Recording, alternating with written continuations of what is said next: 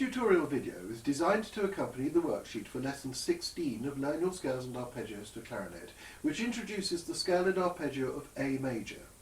The worksheet sets out a simple but very important fingering rule which applies to quite a few scales and arpeggios.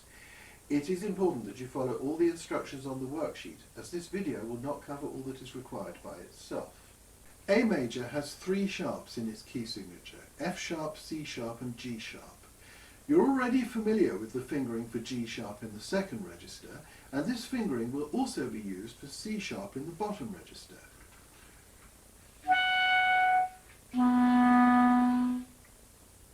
Exercise 22 provides additional development for a smooth action using this fingering. Here is the scale of A major for 2 octaves.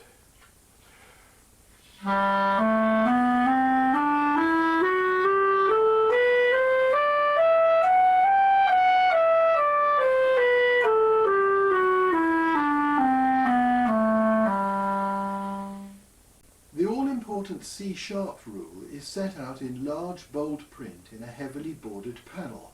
This is because it is so important. The rule is very simple. In scales you should always use the left hand fingering. In arpeggios you should always use the right hand fingering. The same rule also applies to bottom F sharp, and in the second register the enharmonic equivalent of C sharp, D flat, as these also use the same fingering as second register C sharp. There are no exceptions to this rule.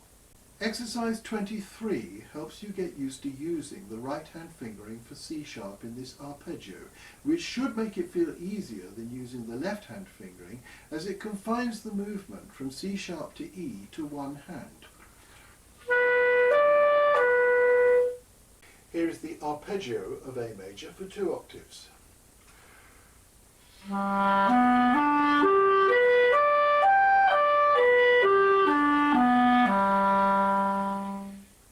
Not all players apply the C sharp rule, and any professional player should be able to swap between the left and right alternatives without giving the matter any thought.